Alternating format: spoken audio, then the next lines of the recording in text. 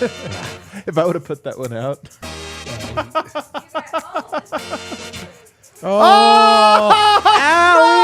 Allie did that on purpose. Allie Monroy, Philadelphia native. Oh, that's right. This is an sabotage. inside job from Allie. All right, what's up, everybody? And I'm not counting out Susie either. This is vibes are Kale's fault. so bad. What's up, everybody? Welcome to the DNVR Nuggets podcast. Allie produces our show for the first time in weeks. Starts us off with the Losers Lounge. She's from Philadelphia. Coincidence or not? I don't know, man. I don't know. Shouts to Kale, who's not watching this. He's I'm not allowed to to open look an at the screen. investigation. If Kale's watching this, you turn it off right now. Kale. Yeah. He had a slip and fall, and he is out Intro on the music IR. gate.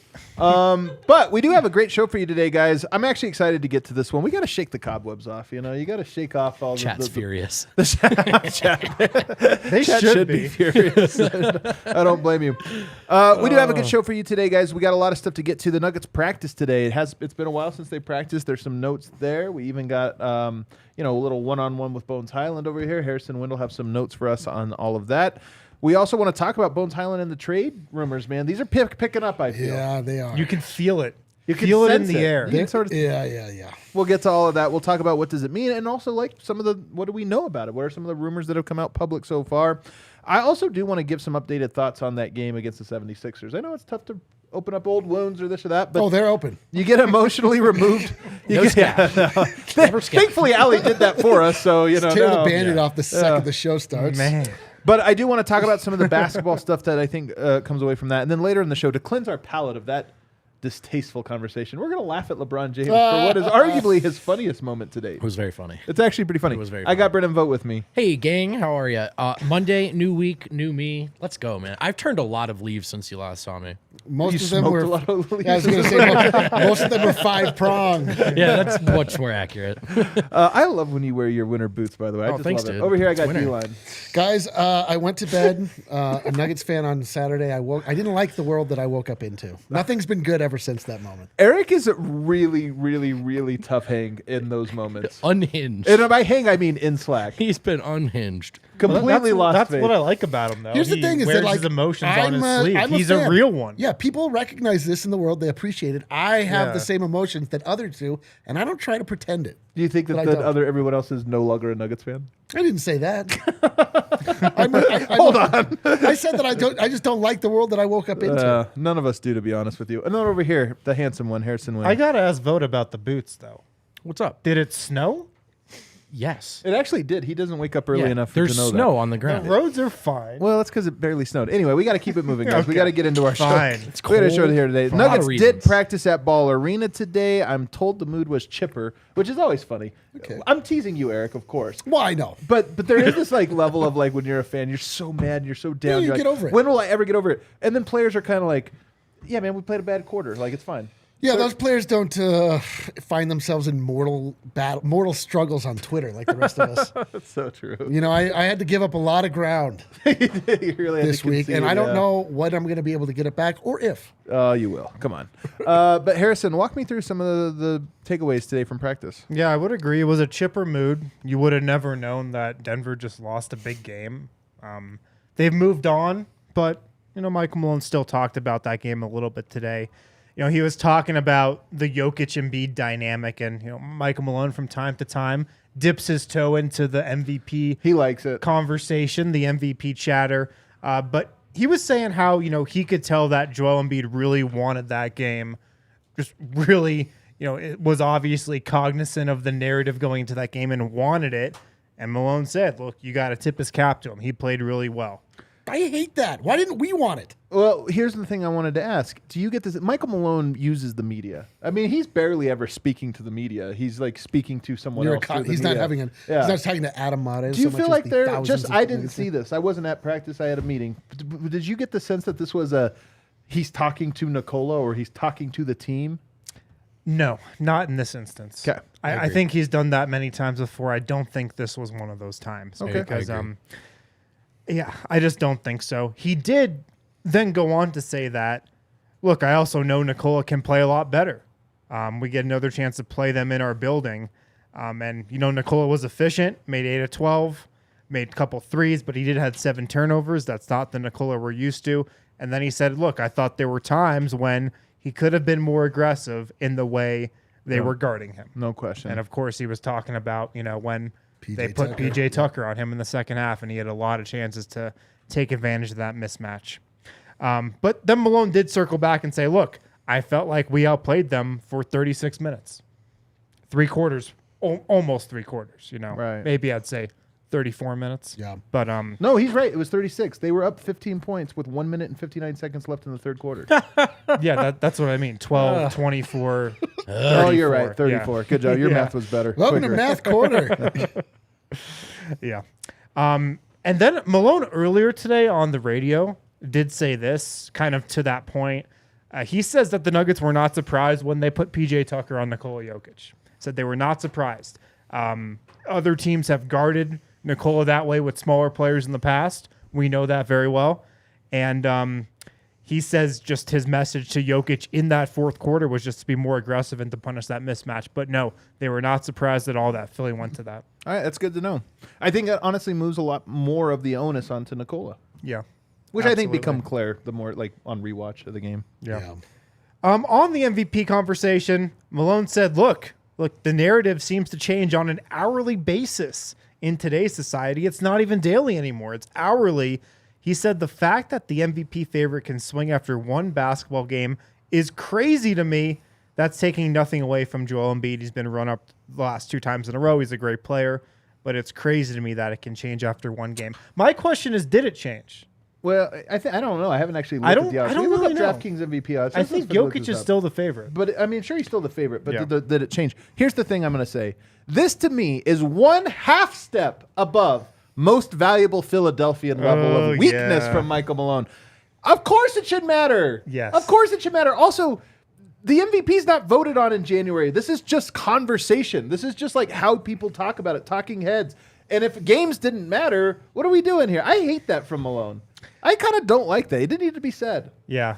I don't think Malone needs to talk about the MVP I don't think conversation so at all. I don't think so either. And I think it's like really We need to lame. move beyond the MVP conversation They were like as a society. answers to as a direct podcast. MVP questions, to be fair. Like explicitly about MVP were the Yeah, questions. he was just That's a answering good- the that's a question. good- that's a good He was clarification. answering the According to question. DraftKings, Nikola Jokic still the heavy favorite. Minus 115. Second is Joel Embiid with plus 260. Oh, he moved up from plus 850 to 260 then after that one. So he really became. Oh, really? Yeah, Hey, man, yeah. So that's a good. big game. Like I that agree. was a showcase game and he dominated. Yeah, I yeah, agree. yeah. That Yep. stuff should matter. I agree. Yeah. All right, keep going. And then another interesting comment from Malone was just on the trade deadline and conversations with Calvin Booth. Does Malone go to him and do they have those conversations? Malone had a lot to say. He said, look, we're first in the West right now by 2 games, but I think we owe it to ourselves. We owe it to our fans, the organization, to just keep trying to improve our team. He said, look, it's not difficult conversations between me and Calvin. That's an interesting quote. Yeah, it's not these, talking about improving our team. It's not difficult to talk about. We have an open dialogue about it. But Malone said, look, in those conversations, you have to ask yourself 2 questions. Does this potential move, does it make us better? And the other question is, how will it affect our locker room and our culture? He went on to say, talent is a given, but does this player fit our identity? Does he fit well? What is he about? Is he a Denver Nugget? So those are the 2 questions that the Nuggets are asking themselves in every trade. Yeah. Does it make us better? Is this a guy fit in our culture? I'm more interested though there, Eric, in the fact that he says it's not a difficult question. I feel like trades, and I've been framing it this way, that the next moves are hard. They're Oh, difficult. they're all. I mean, They're making it sound like it. I mean, well, I think it's easy to talk about in the abstract, but Okay. until you pull the trigger, All right. it's another thing. It's what we do on this show every day. I mean, you can talk about players as assets, but at a certain point when you're like, oh my God, Right. that's when it becomes difficult, which is why, you see trades every year, but not as many as you would imagine based on how many people talk about it all year long. Right. Right. Yeah. I do though think that this is a hint into an alignment of like the team kind of feels unified about what it is, what direction they're going. It's just a hint at it. We'll see how everything shakes out and everything. But right now, I would say it still sticks out to me as a thing that you don't just say cavalier. More on that. He said, look, to make a move, to not make a move. There's no pressure. If something happens, it happens. If it doesn't, we know what this team is capable of. Yeah. So if nothing happens, I think there's confidence that this team can get it done. We'll talk about the likelihood of that in the next segment too. By Yeah. the way, this is nothing I don't think is like oh, they have to do it. Right. You got to unload this guy or whatever. Like Well, that. I mean, that's the thing. We're talking about a team that's in first place with a little bit of a cushion in the West, which is nothing that should be taken for granted for, like overlooked. Right. We are talking about, though, a stage for the Denver Nuggets where it is all about the margins. It's about getting to that perfect place. For me, it's always, though, that second part, like, and what I think is different about this team and what makes them special is the vibes, you know, for lack of a better word, like just the camaraderie and like the teamness, as George Karl would say. Like, these are all players that have gone to war together, a lot of them, and you know they've been through a lot together, especially last year. And it would just be, I'm troubled by the idea of bringing in sort of like a mercenary into that world. You know, if it is, I mean, Bruce Brown came in and can be considered. Yeah, truly. But you know that happened in the off season. There's something about like you're right. Come through camp. Yeah, I don't know. Yeah, I can totally see what you're saying there. And then the last thing from Malone, he was talking about Michael Porter Jr. being back with the team. Malone said, look, it was great for him to get back with us, rejoin the team in Philly, and how he played whenever your family's going through a tough time, any player's going through a tough time, sometimes getting back on the court can be like a sanctuary. And I'm with this, man. Like, sometimes you got a lot of shit going on. Oh, yeah. Sometimes if I have a lot of shit going on, being on this podcast is just kind of like No doubt. a sanctuary. You can just lock in and just kind of get away from the real world. Man, do I feel like the exact opposite? Really? Shit. Yeah, we can tell, bud. I just see this thing every Yeah, now all and then. your outside shit definitely comes to this podcast. I can We sometimes get it too. block it out. Hand it to us. Yeah. But I think Michael Porter getting back with the team, he can just kind of, block that other stuff out a little bit. As much as he can, I will say one difference, though, because as much as I do appreciate that, and I think with Michael Porter in particular, I mean, there are guys on the team and guys in the NBA where basketball is number 1, 2, and 3 thing in their life.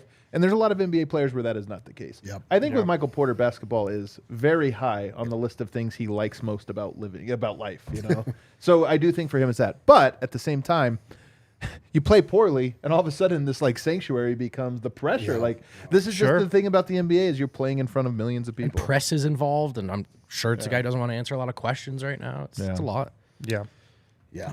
By the way, you were talking about the Nuggets being in first place. Isn't it funny that they won 9 games in a row Yeah, it takes and one gained 0 ground, and then they lost 3 of 4 and have gained 2 spots on because the Grizzlies have gone 0-5 when Denver went 1-3. Have the whatever. Grizzlies not won since No. Shannon Sharp? No. Neither got team into a lost fight with- for like I think they John got 20 Morant. days, and then all of a sudden both and then teams did not only get lose. ejected.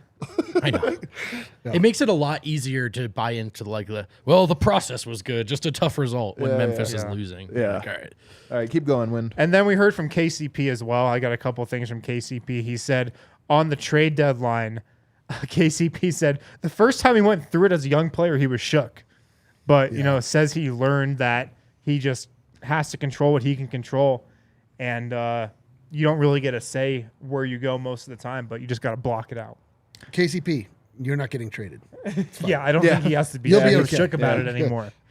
And then KCP also says he has not heard from the NBA about the 3-point contest, but if he did get an invite, he would be there. Oh, come on, invite him. Also, the 3-point contest is apparently going to be on his birthday, Oh, come on. Feb 18. And a guy who Send goes by Kenny Pope to the 3-point And also- a guy who contest. goes by a 3-letter acronym, KCP, in the 3-point competition on his Driving my birthday. Scion ST. Is he the guy you'd most want to see in the 3-point competition? From the Nuggets? Yeah. Not for me. No, me either. No, but he's earned Del it. Porter number 1, Bones number 2, and KCP 3. Yep. Even though KCP is like the better The shooter. he's earned Nuggets it. haven't had somebody in 3-point contest, so I don't know. Can the 3-point contest mess up your shot like the home run derby messes up your shot? That's a great question. I don't That's think my so. question. It's the same stroke. Yeah, I also don't You're not. think You're not. so. You're not shooting for the fences. Okay, in that case, I think Bones in it would be the most fun. Oh, yeah. Everything Bones does is fun. Yeah. Michael Porter Jr. probably would be the most successful, however. I think Michael I Porter think KCP would be the most successful. Dude, KCP is a machine. I know, but the thing about, like, if you watch Porter do stations with no defense in empty gyms, and it's the greatest shooter I've ever seen in my life. Yeah. I would be very curious to, like, he might get in an all-time zone on one of those. For me, it's Porter. Not Jack White. Oh, George, I wouldn't rule it out. But KCP, I actually liked the question because it's a sneaky. He's definitely earned at least the question about the invite. He's shooting the cover off the ball. Yeah. All right. Those are all your notes? Yes. Look forward to a piece from you that I'm guessing of the Bones stuff. Oh, yeah. I also talked to Bones today. Just chatted. I'll have a piece on the DNVR about it. But I asked him about the trade deadline, just how he's dealing with it. And he gave some good responses, I thought. No, we'll look forward to that up on the DNVR.com. All right. Let's take our first break. On the other side, though, we will dive into these latest Bones Highland trade rumors, what we make of them, and what the rumored return or targeted return is. Talk about all of that on the other side. Athletic Greens is a product I use every day in my daily life. Look, if you want better gut health, if you want more energy in your day, check out Athletic Greens. One scoop of it, you're absorbing 75 high-quality vitamins, minerals, whole food source superfoods, probiotics, and adaptogens. It's great for any diet, any lifestyle. Super friendly with that. Athletic Greens is going to give you a free 1-year supply of immune-supporting vitamin D with your first purchase and also 5 free travel packs. All you have to do is go to athleticgreens.com/nuggets, athleticgreens.com/nuggets to take ownership over your health and pick up the ultimate daily nutritional insurance. I love Athletic Greens. Yeah, I don't love this microphone, though. Oh, It keeps like crawling up your face. that's too bad. thing. You just need to adapt to gin. Okay. Oh, What? I'm not letting you get away with that. Nor should you. Just don't acknowledge it. Shady Rays, guys. I should be wearing my Shady Rays right I know now. you I'm should, not. dude. Your I'm not. future is so bright. Kick off the new year with new gear built to last. Our friends at Shady Rays have you covered from the sun to the slopes Go! with premium polarized shades, customizable now. Thank you. Oh, see? That's why we have producers. Yeah. Thank you, Allie. Shady Rays is an independent sunglass company that offers world-class product that's just as good as any expensive pair that you might have worn. They're awesome. Durable frames, extremely clear optics for outdoor adventures, really stylish as well. Really stylish. Yeah, they got everything you need. Even an idiot like me can get a pair of sunglasses that looks reasonable on my face. This is exclusive to our listeners. Only you guys can get this. Shady Rays is giving out their best deal of the year. Go to shadyrays.com, use the code DNVR, or visit them in store. They're in Park Meadows. 50% off 2 or more pairs of polarized glasses. 50% off. It's a ridiculous 2 deal. or more pairs. 2 or more. What Yeah. is that? Is there a limit? I don't know. Just 2 or more. But if you think about it, that really means buy one, get one free, but you can continue going up. Yeah. Yeah, there you go. Shadyrays.com or in store at Park Meadows. Use the code DNVR to get that. All right, back here, segment 2, talking now about the latest. Mike Singer had a report today that the Nuggets are looking for a two-way player, role player, or a first-round pick for Bones Highland. I want to start off with this, Vote. Yeah. Here's the thing about the Bones Highland trade. Oftentimes when a player is traded, when it is like, speculative or this or that, maybe one rumor comes out. Oh, yeah. Maybe it's like, okay, No, we heard this weird report. This is like second, third rumor we've heard in a week now about this one. It just feels. Go ahead. You want to take it? This is what they seed these. They seed the clouds before the storm begins. Always. This Who's they? Executives. The Illuminati. The Illuminati, yes. Yes, this is what happens. Is like they want to give you time to sort of like absorb what that feels like, to live in that reality a little bit, and then before they finally. I think it's less that the calculated. We got to let the fan base know ahead of time, and more that if you have a conversation with anybody, the odds of it leaking go up, and if you have a conversation with 15 people, the odds of it leaking are almost a lock. And I think it might be just. Think there might be something of that nature. Either way, I go as to say that like I have flipped as of today even into the I feel like it's more likely to happen now than I did maybe a couple days ago. When there's enough smoke, you start to assume there's fire for sure. Yeah, I think that's fair. One thing with Bones, like one factor in this dynamic is he made so much sense. Like if the Nuggets were going to make a trade and meaningfully improve their roster, he's likely at the heart of the package. So he's also been in these conversations before any actual news breaking or rumors started, right? Right. Like these conversations have been happening around Bones for a while. And with good reason. Like, look, as far as guys who don't quite fit in right now, but have enough talent that they might fetch interest or garner interest, he's the first guy you think of. And so I wonder, to your point, it's out there to such an extent right now. I'm positive he's seen it. You know, it's not like one rumor or two. It's everywhere. And I'm curious to see how he responds one way or another. I'm curious what you think of the return here. I mean, a two-way player, like, of course, who doesn't want a two-way player, especially when you're a champion? 3-and-D. Yeah, let's just say that. We could just say that part didn't need, like, the Nuggets were like, they're looking for game of runs, Adam. a current all-star or, like, so let's throw out the two-way player, and let's just say a first-round pick. That one also sounds almost surprising to me that Denver could be viewing his value to this specific team and thinking draft capital would actually be as valuable to us. Yeah. I mean, I think you definitely would rather, at this point, a player that can help you than a pick. Like, if the Nuggets trade Bones Highland for just a first-round pick, there's going to be some blowback from the fan base. Absolutely. Because, I mean, this is championship or bust. Like, that's where we are. If you just get a first-round pick and you don't flip that first-round pick for anything, like, that's not helping you win a championship this season, I feel like. But here's the question. You say that, but here's the question. Bones is currently the biggest negative player on the team. Is it possible that the team views like, hey, yeah, but we actually have a replacement waiting? Well, I mean, yeah. first of all, your guy, Christian Brown. I was going to get moves to in. that. Yeah, absolutely. I mean, if Bones gets traded and you don't get a pick back, you can just be like, oh, well, Bruce Brown is our backup point guard. Christian Brown's our backup shooting guard. Boom, right there. Like, there's our replacement. Can you go out and get a better player than Christian Brown? I don't know. I mean, maybe. I don't know, though. The thing is, like, I think there's definitely interest in Bones. Like, I think they can get a first-round pick from a bunch of people. I think they can get other players that are out there. I think a trade probably is going to happen. But just a first-round pick, I feel like there could be some blowback there. Yeah, why would you do that now? You don't have to do that now. Like, you could do that after the season was over.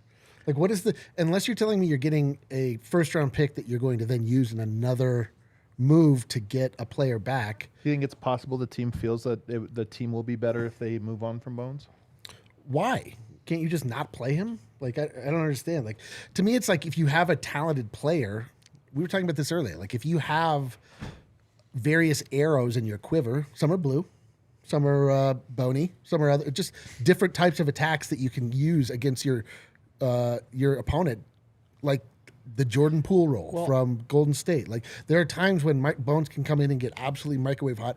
It's tough because Bones has been really bad for a few months now. I think the answer to your question, though, Eric, is another pertinent question, which is like, all right, then you start to wonder, is it like, are things not super awesome, right? Like, we talk about the vibe and how everything's fitting, and I don't want to get into that. If more we don't know. What I would say, though, because I think what you're getting at here is you're saying, could you just not play him like he's there available to you? If you don't play Bones for 3 games in a row, the way you don't play Zeke Naji sometimes for 3 games in a row, is that like something you feel is viable that you would speculate? I know we don't know the answer to that. All I know is that if you give up good players and then somebody gets hurt and you don't have good players to play, then you're the Nuggets of the last 2 years. Like, to me, it's like insane to get rid of quality players when you're making a push, even if you don't have an immediate role for them. Like, because you don't know what the crazy war of attrition that is the NBA season will bring to you. We've seen this. Like, I'm saying you need like more troops, not less. Right. And I think it would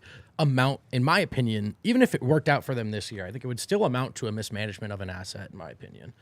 And like, they seem to be low enough on Bones that they're okay with moving on. But to me, this is a guy that's so talented and under team control. You have far more to get out of him, whether it's on the floor or as an asset, than just like, we'll move on from him because this isn't really working out. So just on the surface, right, without knowing anything about what the conversations are behind the scenes, on the surface, I think just moving him for a pick and not trying to meaningfully upgrade the roster would feel like a waste. I think it would be a waste. I feel less that way, to be honest with you guys. And some of this is the idea of the asset in the future for the Nuggets of Bones Highland to me is, if he's a really good player, Denver's going to have to trade him next year anyway. because then you just get into a point of can you afford a really good player, like a trade him future next year. star? Maybe. But then there's the part, well, if he's bad this year, if it continues to be where it's like, hey, because let's be honest, if he plays the final 2.5 months the way he's played the previous 2.5 months, I'm not sure that his value is actually going to increase between now and then. And then the idea that if you traded a first-round pick for a first-round pick, that's actually a lateral move just conceptually, meaning you got him for a first, you traded him for a first, and you got a year and a half out of him, one of which was really good, and a year that was kind of a gap year for you. There's so many, If I went through every player that was picked 20 through 30 and said, could you trade this player for a first-round pick, you probably would go 5 for 10 on yeses. Exactly. Like, they hit on a first-round pick, which is, like, not a guarantee. It's, like, something that you shouldn't take for granted. And, like, it just being like, okay, we got another let's get another good player. It's like, will you? Are you sure about that? Like, here's the thing, though, that the Nuggets have to think about right now. Yeah, they hit on Bones Highland. Absolutely. They did that. You can check that box. But, like, how much is Bones Highland going to help the Nuggets in the playoffs? How much is Bones Highland going to help the Nuggets in the finals? He did last year. That was last year. It's a different team. Based on how he's been playing, based on this team this year, I don't 100% feel confident that he's going to be a positive in a playoff game. I don't right now. I agree with you on that. And if you're the Nuggets, like, that's what matters. Like, yeah, he can win you a regular season game. He can win you the game tomorrow night against the Pelicans with, a couple threes. Is he going to be able to do that in the playoffs, or is he going to be a minus? Like, that's what Denver has to think about. And right now, I wonder if the latter is more likely to be true.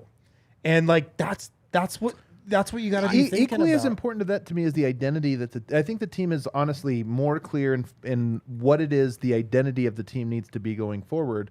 And I think Bones, while a good player, maybe doesn't fit the identity that they are trying to go with. So if you replaced him, even if it was just with a pick, you're replacing with Christian Brown, who more fits in line with the identity that they see to be it. Whether they're right or wrong, we'll just have to wait and see.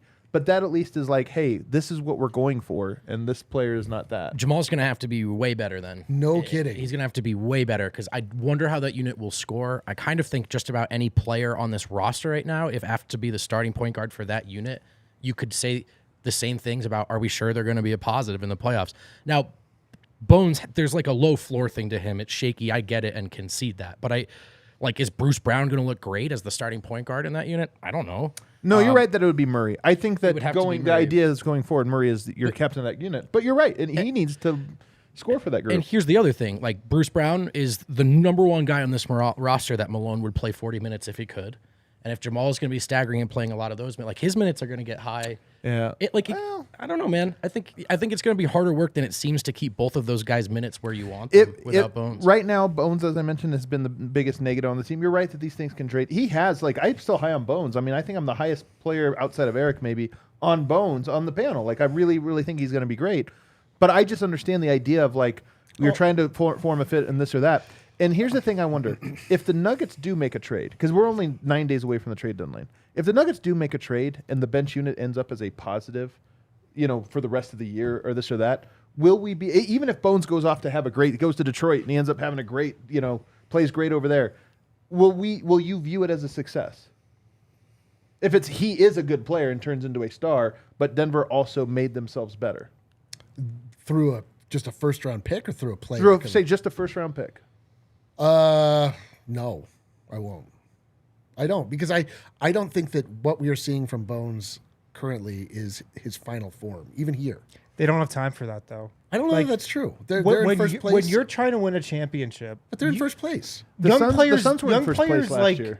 Yeah, but they're not. You can't think about young players developing. You just can't. Like, we've been in that mode the last 7 years. But Bones is not a player where we are reliant upon. Like, we actually kind of are, though. I don't think that's true. I put the stat in the article today. The Nuggets are 12-0 when Bones is a positive, which, one, he's only been in the positive 12 times this entire year. And they're actually 17-2 when he is a -2 or greater. They actually are dependent on him. When he's at -3 or worse, meaning the units with him on the court are -3 or worse, Denver has a losing record. I don't view us, like, if you're telling, first off, we have more than half a season left. We have, or close to half a season left for Bones to sort of like figure out what's going on, like I mean, like, and again, we are in first place. Like we're not like, guys, we got to figure this out immediately. Like there actually is time for the team to sort of, and the two of especially, like when we spoke to Bones, he said he's not sure of his role all the time. Yeah, like absolutely. a lot of that is coaching. A lot of that is like putting him in a position to be able to. It's been a weird fit for sure. He doesn't quite know what he's supposed to be doing, which to me is like, all right, we gotta communicate that, but we know what Bones has. We know the raw talent that he has. We've seen it on display. This is like, he's not just a pure, potential player. Like we've seen in action what he can bring. And so, I mean, I'll be the first to say, like, his minutes in the last month and a half have been very frustrating at times. And you just want him to make shots, but he can. So like, but I don't get me wrong. I understand everybody's point of view on this. I mean, I hate giving up good players. I hate looking back and being and like, I get that point that could have been us. Like, this guy, and like, because I'm actually thinking about this like in dynastical terms. Like I believe that we have the core that we're going to continually need to put good players around. And from your perspective, because we're not Calvin Booth, right? Like from your perspective, it's, dude, you know what I don't want is field bowl-esque super chats about Bones Highland turning into a stud somewhere else. Yeah. I get that. I think the better facsimile though for Bones might be Nurkic, in that Nurkic we knew was good. We knew that it was coming to a place where it could, and for Nurkic, it was further and more loudly like, okay, this is definitely not going to work. But the question almost no longer became like, is this guy going to turn into something good? And I think that it might be the same for Bones. I mean, we were talking about Jamal Murray needs to step up. The two complaints we've had about Jamal Murray is he gets so passive, he just runs the corner and he's like, Bones, you handle this. Or he takes over, then Bones is in the corner and not doing anything. It does seem like for whatever reason, one or the other, those haven't worked out. And I agree with you. I don't think it's inevitable that they never would. But I do wonder if the team just senses that that's not something that's going to happen now. And can you get punt on it this season if it gives you a better chance? That's actually a good philosophical question. Would you punt on this season if you knew it lowered your odds so dramatically that you could, but it gave you a better odds for the next 2 years? Well, no, but I mean, we don't know that. Like, I mean, obviously, like I feel as though it's championship or bust, but I don't feel like this is the move that is the whether or not it's going to bust or work. Like this is like, I think that, but I think it's not unreasonable for the team to maybe view that way. He's been a negative in more games than not. Unless you're telling me you get a player back that will meaningfully affect the floor now, and the players on the floor, and will meaningfully affect the second unit. Like I don't see a powerful second unit. If they trade it for a pick, it clearly means that they view Bones as a negative net player. Well, I mean, and trading him would get to a zero. I mean, I understand that. I just don't agree with that viewpoint. I just don't. Yeah. I do think it's, I've said this a couple times.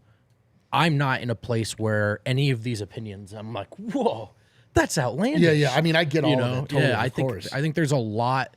And like, this is a good example of like all these lines bleed together, and especially in this job. But some people, this is their job. Some people, you're just a fan, and we all view this a little bit differently. Like the intangible stuff of having Bones around, what that means to a fan can be considerably more valuable, right, than Calvin Booth, who has to have a kind of calculated, cold look at this. There's a title on the horizon. I'm going to do everything we can to make sure we're the best team we can be. But I also love that there's a small part of a lot of fans out there that are like, hang on, I like this guy. And that's enough. I feel connected to him.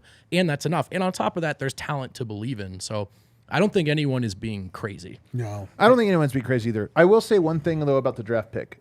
If you feel that, and I know you disagree with this, but if you feel that, hey, if we just replaced Bones with Christian Brown and everything else was the same, would our floor rise? Even if our ceiling with the second unit doesn't go up, I think there's a logical argument to say we don't need the ceiling of the second unit to go up for us to win a title. We need the floor to go up because we just need them to not lose any games for us.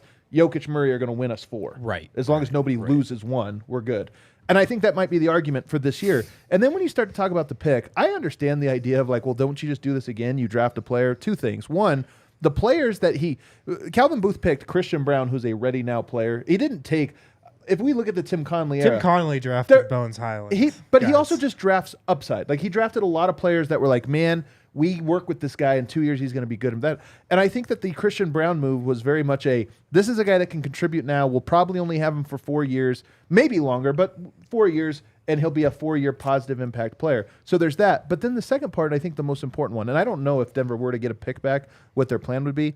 But right now, why is it so hard for Denver to make a trade? Because teams only want two things.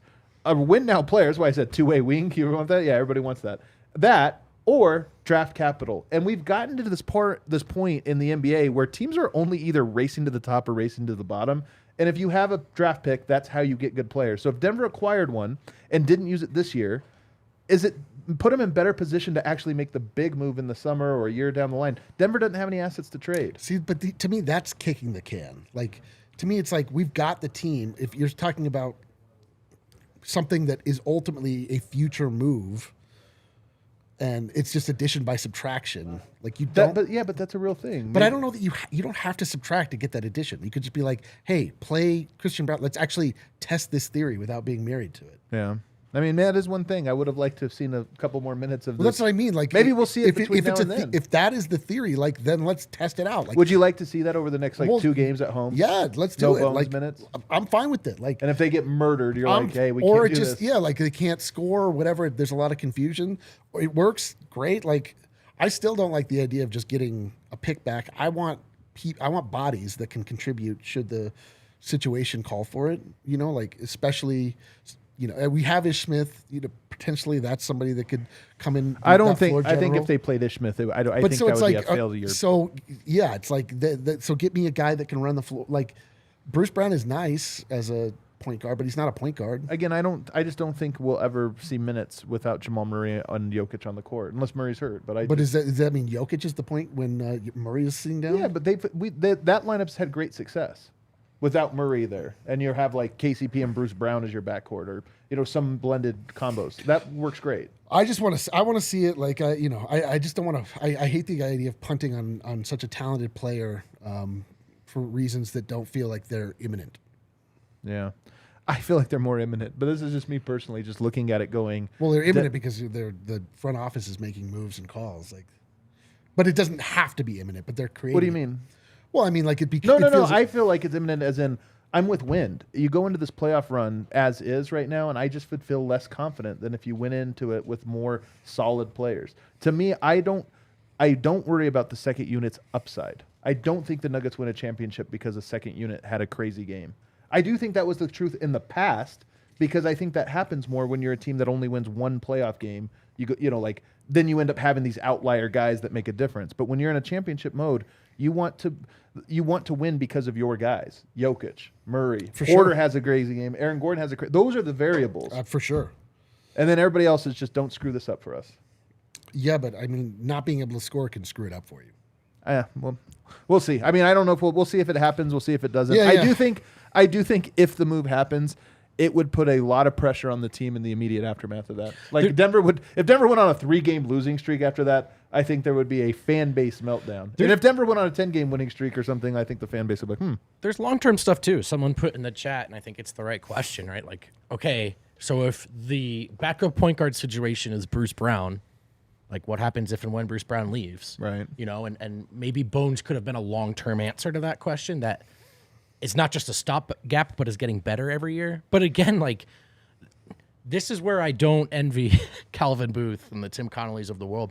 And Michael Malone can say they're not tough conversations. They seem tough to me from the outside, and I don't even have to make the call. I'll tell you, Michael Malone's not thinking about next year, man. Yeah, I know that. Michael Malone's thinking I can't have a first-round exit. I know that. I know. But absolutely. Booth has to think about next year too, man. For sure, he does as well. All right, let's take a break. On the other side, let's give some updated thoughts on this game from Saturday. NBA fans, it's time to bring the hoops action to the palm of your hand with DraftKings Sportsbook, an official sports betting partner of the NBA. This week, new customers can bet $5 and win $200 in free bets instantly. Plus, for a limited time, all new and existing customers can get a no-sweat same-game parlay every single day. Go to the DraftKings Sportsbook app today, opt in, play the same-game parlay on any NBA game. If it doesn't hit, you'll get a free bet back.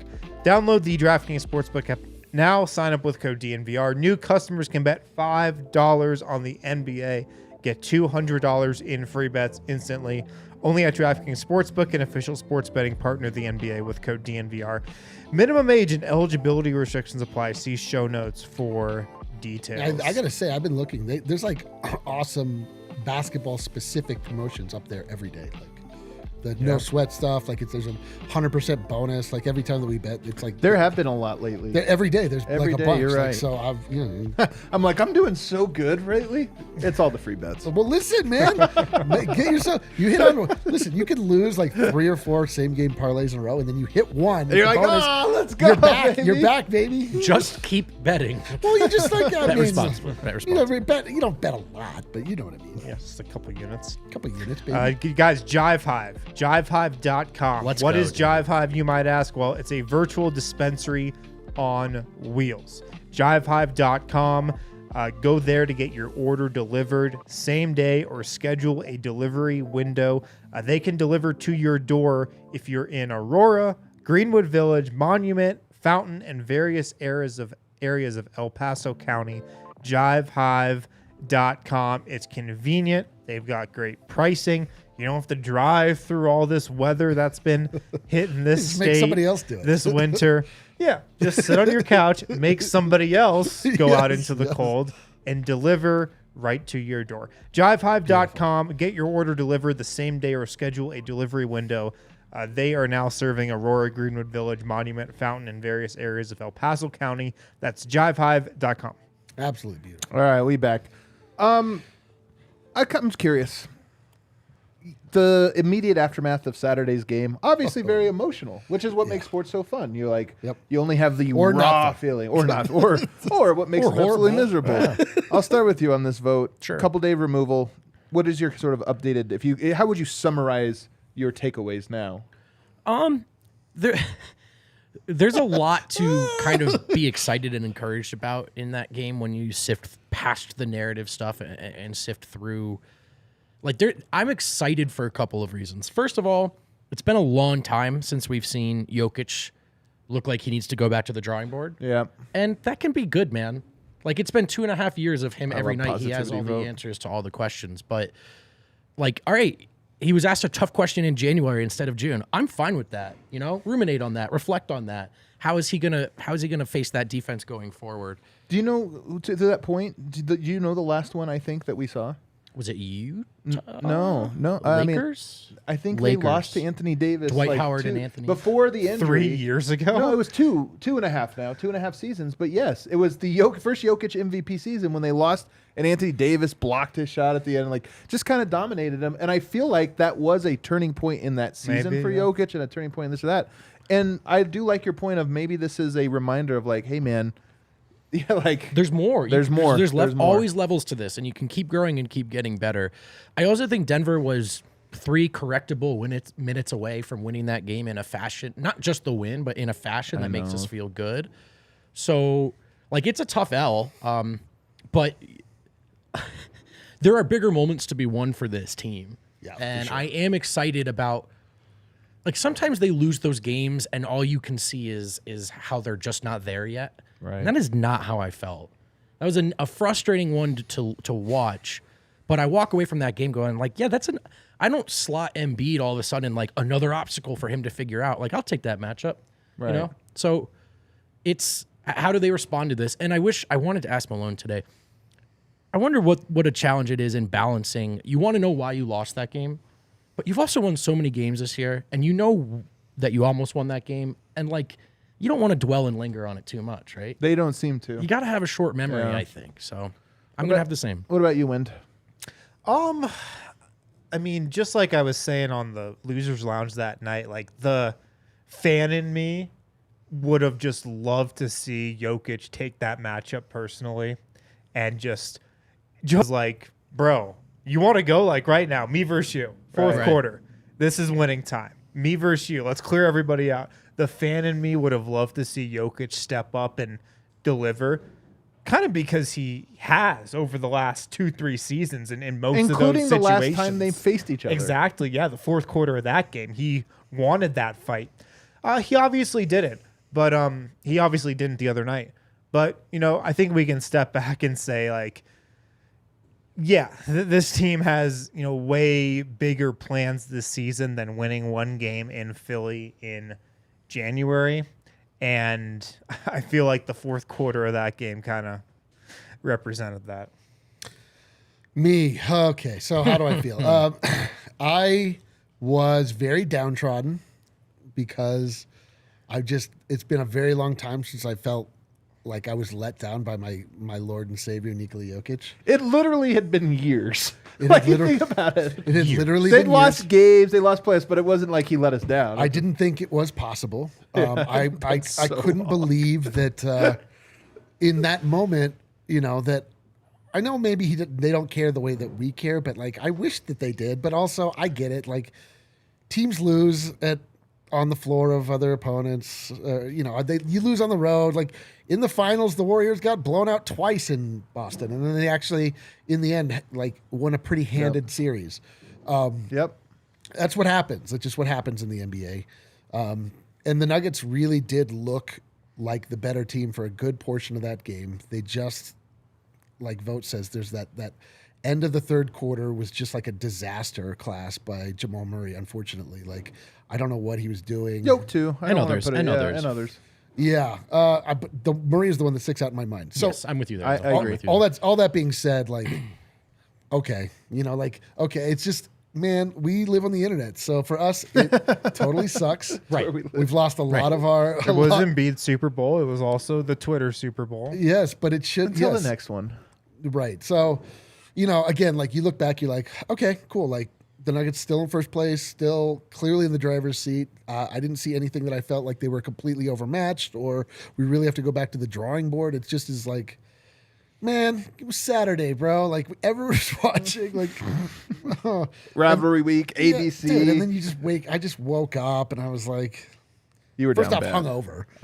I haven't seen you that down bad in a while, and I didn't even see you. I just I was read drunk. you. I was drunk. The Yoke I got and real bit of it though. The Yoke and beat of it bit though. I just want to reiterate that I'm all for the like people putting a level of importance on this stuff and Embiid taking it seriously and choosing two centers, clash of the bigs. Like I'm gonna go at you. Like I thought that was awesome, and I do wish Jokic had done it. It doesn't. I think he did, though. Here's the thing. I think we're taking a little away. Jokic played great in the first half. He was up for this challenge. I just think that there was, when things started to crumble, again, Denver was up 15 points with 2 minutes to go in the third. When things started to crumble, we've seen him have a response and like, okay, you go to the bench, you come back in, it's go time. And this was the first time in a long time that he didn't have go time in him. No, he Well, yeah, didn't. and that's what I'm saying, though. Like, I wish that he had. And I'm all for those moments mattering. But then, like, that's kind of the beauty of sports. They mattered all day Saturday. Yep. And, like, by tomorrow it'll be Tuesday, and there's the rest of the season to play. Of course, of course. My updated thoughts on this are simple. I think it's funny. I think sports have, especially basketball. Oh, yeah, I forgot. What? Sorry. That Harden play. He comes in off the bench. I'm still pissed about that play. I can't I can't believe that was only one shot tech. What the hell? That seems like should such be a an big ejection. deal. He should be kicked out of the game for that. I cannot believe I'm the not NBA even kidding. didn't melt down about The this. can't come off contested the bench. three, where if you like land in the wrong spot in the zone, is 2 shots and the ball, and like Harden came off the bench to like Bro, the Nuggets were going to get a wide open Jeff Green layup out of that play. Oh, my God. Harden- It actually turned out to be a great play by Harden. It's the most egregious thing Because I've ever seen a player do. was that the 2 minutes remaining? Was that the tech that Jamal Murray shot? Yes, that's what started the Can run. you believe that's what started the run? Jamal Murray Unbelievable. missing the tech, then the 15-0 run. Absolutely ridiculous. 12 No, what I would whatever. say, though, is my takeaway is this. I think there are basketball takeaways and there are narrative takeaways. Oh, yes. And I don't think either one of those are wrong. And I think that some sports, sorry, Susie's listening in on this, I think baseball has, over the last 20 years, swung too far into the actual correct takes. And that the narrative part has become less and less of it. And the narrative part is fun. Like it's no less true in the experience of sports than like sometimes the yes. narratives, even when the narratives themselves aren't true. Right. And I think when I look at that game and I step back and I go, to me, the basketball takes are Denver looked like their best self. They dominated that game, and we were so close to having our cake and eating it too, with the Nuggets winning, Embiid putting up 40, and the Nuggets still winning. And for the rest of the year, Embiid could score 60 points a game, and it wouldn't have mattered because the narrative would have been like, this is why Yoke's better, because his stats impact. And it would have been true. In the first half, this was true. Embiid had 24 points. Denver was up 15. It's like, yes, playing different games here. The fact that they melted down in that third quarter and the fact that Jokic couldn't solve, at least in this one game, the PJ Tucker defense, it flipped things. But to me, that's a basketball take that's like, yeah, that happens. That's cool. Data point. Right. Denver's playing good. Right. This is a good loss, whatever. What would Denver do in game 2? Exactly. What would Denver, or even just like Denver learned something about themselves that'll come in useful the rest of the year. Right. But instead, there's the narrative part of this, which again is not wholly true, but it's also not false. Yeah, but that is a very important part of sports. Hugely important. It's like what makes you care beyond just watching guys play sports. This was a minor loss basketball-wise and a major one narrative, and that's why it sucks. But Exactly. nonetheless, that's part of what makes it fun. I don't think any one is wrong and any one is right. All right. Let's take our final break, a short little break here. And on the other side, we'll have a little bit of fun. We'll send you off today. We had to get a palate cleanser after this. I know, bro. After this. We're going to laugh at LeBron James. That was a heavy. Oh, that sounds cool, actually. Yeah, It's actually going to be really fun. Sounds nice. All right, guys, when you get hurt, Backus and Schenker is here to help. Backus and Schenker, they win for Colorado families. They've been helping those who are seriously injured in Colorado for more than 25 years. And Backus and Schenker, you don't pay them any money until they win your case. Oh my I like that business. No Imagine. upfront fees. No fees while they work on your case. No fees until they win your case. This is like you could get season tickets to the Nuggets for free until they win the championship. You're not charged for And your then the super Bills chat do. until we read it. Yeah. Backus and Schenker, they've won over $1 billion for their clients. And now with even more locations serving all of Colorado, including neighborhood offices in Denver, Aurora, Englewood, and Fort Collins. They've got the strength and power to win your case with 30 lawyers and 100 staff members. Backus and Schenker helps with all kinds of injury-related cases where you weren't at fault. Car accidents, motorcycle, rideshare, pedestrian, trucks. They can even help you if you're injured at work. Call us. I know the number. It's the easiest number in Denver. 222 Yes. 2222. You got it. Let's go. You got it. All you need to remember. 2222. Just keep pushing the 2 until Dr. Schenker answers the phone. Just mash the number 2. Call them to find out if you have a case for free. Again, for free. Is this Backus? No, it's Schenker. Okay, that's fine. Hang up and Backus call and back Schenker again. wins. Don't do that to our editor. Sorry. All right, guys, back here. Final segment here. Super producer Allie. I don't know if you guys watched basketball after the Nuggets game. I'm guessing you did not. All I saw was the bottom of a glass, the inside of our Slack, and the dark tunnel that is the existence. That Oh, I'm so you trying to handled it avoid. well. Yeah, handled it really well. The At Lakers least played you're on after us. Slack that The night. Lakers played the Celtics, classic rivalry game. In the final play, there was an egregious miscall. LeBron got hacked He did. by Jason Tatum. He did got get hacked. He did get hacked. Oh, my God. He You know did. how bad he got hacked? He got hacked as bad as Jamal Murray did by LeBron James in Game 4 of the Western Conference. Finals that's 2 seasons disgusting. ago. I'd It barely was heard egregious. about that The only one. difference is, of course, that one led SportsCenter as a great block, despite the fact that it was very obvious it was not a great block. Nonetheless, here's how LeBron James himself reacted to this news. This rules, by the way. No! Oh, God, why? Why, God? Why? This is the best part. me? This is the Why best me? part. Oh, This pray. is he holds this pose for a solid 7 seconds. My God. Well, the game- I think the game was over. Well, Oh, it was going to over. Oh, yeah, you're right. They had a whole overtime to Why melt was it down not after this. technical? Because look at that camera shot. Oh, bro. my gosh. And look at this. I mean, honestly, this is a foul, but it's like, come on, man. It's just it's like. a all right. blatant foul. It's a bad course miscall. it's a foul. It's a bad miscall. The- LeBron yeah. fan number one checking in The over ball's here. in his left hand. LeBron Tatum finger. hacks his left hand. Hey, It's a this foul. happened in the freaking Western Conference Finals to Jamal Murray. On a play that got celebrated. this is rivalry week. What are you This talking is Cyber about? Week. I The also Nuggets thought lost that- a playoff game because I of also this. This thought is that was rivalry bad. week. And you know what Jamal Murray didn't do? This dramatic thing. Go to this others. There's another view of this, Allie. Can you? It's actually even better. The courtside view is even better. I sent it to you also in Slack. Why in me? Nuggets This assignment. always happens to me. I know. I couldn't. I honestly can't believe the level of. Why do we always get robbed? Histriotics. Can you imagine? What would the story be if Yoke did this? Can you imagine? Oh man, dude, those European dudes. Those always Europeans complain so about dramatic. everything. So Well, first off, this is exactly what the coach of the Italian team Oh, looked you're like so true. when he got ejected. Dude, LeBron should have gone around the And whole just shook stadium everyone's kissing hand. That's what he everybody. does out. when they win. He just, yeah. You know what this That is, though? Italian coach, man. This Can is we a- get that video up again? That guy's a legend. This is we're watching a man realize it's not happening this Do year. you see it, Al? That's what we're watching. Okay. And then I also sent a tweet there. Okay. Let's go to this in the other fetal position. This is the part that I hate. This is the one. Look at this. Look at him going crazy. Up, picks something up, goes down. Oh my god. Oh my goodness. Down. This is unbelievable. I honestly think this is embarrassing. Look at this. Look at this. It is embarrassing, man. I'm telling you, this is embarrassing. This is the oldest he's ever been. This is the oldest he's ever been. And that's the most the most childish he's ever acted at the oldest he's ever been. Dude, Oh this my is a guy realizing that winning is no longer within his control. All right, here's the worst part, though. Here's the worst part. Can we go to the official response from the NBA referees? This is the worst You know part. that they This is the worst occasionally will do they'll do the last 2-minute report, and there's bad calls in every goddamn last 2-minute report. There's a bad one. I've never seen a tweet that reads like this. LeBron wrote this. This does. Oh, hold on, I can't read that one, so I'm pulling up the thing on Twitter here real quick.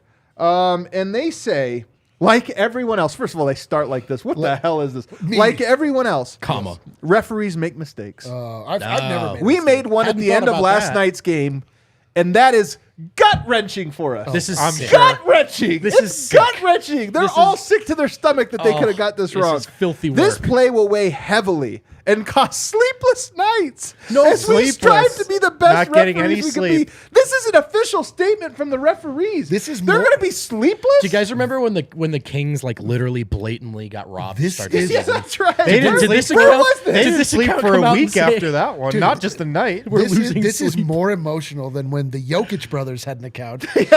And they got on just to troll the Morris brothers. This is the most emotional. Imagine if you're a referee that this is one account speaking for all referees. I'm sure one of them's like, You I can don't hit feel that like outro music Like, there. the hell? I slept just fine. Do you think Tony Brothers ever loses sleep over a call? No! Hell By the no. way, he's reffing the Lakers game tonight. I thought that Don't was hilarious. course he They is. called in they put out the signal. We need Tony Brothers. We're having sleepless Here's nights over another here. thing. Two of the refs who ref this game are also reffing tonight. So they're reffing tonight on no sleep. So we're gonna see. I was gonna say we're gonna see their bleary eyes. They their haven't red slept bleary and eyes. now are working tonight. Oh my Don't God. let this distract you fellas from the fact that clutch time Tatum committed an egregious foul and almost lost that game at home. That's all I'm saying. Don't let it distract you. You know what? I like this. I also love the idea that the NBA, there's a conspiracy to keep the Lakers out of the playoffs. Oh yeah, the Lakers are the only team this happens to, man. Unbelievable. You can hit that outro music. I thought we were going to play that at the beginning. We'll do it tomorrow. We'll do the courtside. We'll drop it on social today. Oh, we did have a super chat come in, though. It looks like we had 3 of them. Let's read them. Those people paid for these takes. Let's get Miroslav, these off. who's Miroslav? this? Miroslav. How do I Who say is this that? last Tiniest name? of owls. I don't want to read it in the American Yeah, way. you don't. It's a chook. Is it chook? Yeah, Okay. it means little owl. Miroslav. Anyway, Dan, is it Favale? Favale. Favale is proposed acquiring Isaiah Hartenstein. Hartenstein for a I'm second gonna rounder head out. and a filler Thanks- into a thanks, TPE. guys. I Fun wonder if show. you guys think Malone would play Fun Hart show. this time. And Oh, his can you fitness imagine if is- they like traded Jeff Green and gave Bro. Malone Hartenstein, Zeke, and Vlatko to choose from? Why don't we just get JaVale McGee again? Let's just. Time is a goddamn flat circle. I like Hartenstein's my guy for backup center, but that train You has can have sailed.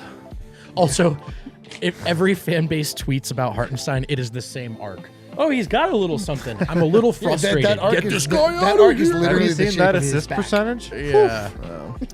All right. God of Blackness. That's his name. Appropriate for today. That's his name verbatim. As a representative of the Charlotte Hornets fan base, I will listen to all offers for Bones Highland. Our only untouchable chip is Mello. Shoot your shot, fellas. Bless up. Give me a little PJ Washington. How about Man, no way. I'm telling you, you know who they would No trade if they way. were to trade? PJ Washington. You don't want PJ Washington. Yeah, you do. What do you mean? can we acknowledge a super chat from a Charlotte Hornets Hell fan? yeah, let's man. go, How it coming dude. out? It's like Monday. The I'll God tell you no the less. player that they would go after, in my opinion, is Cody Martin, who's been hurt all year.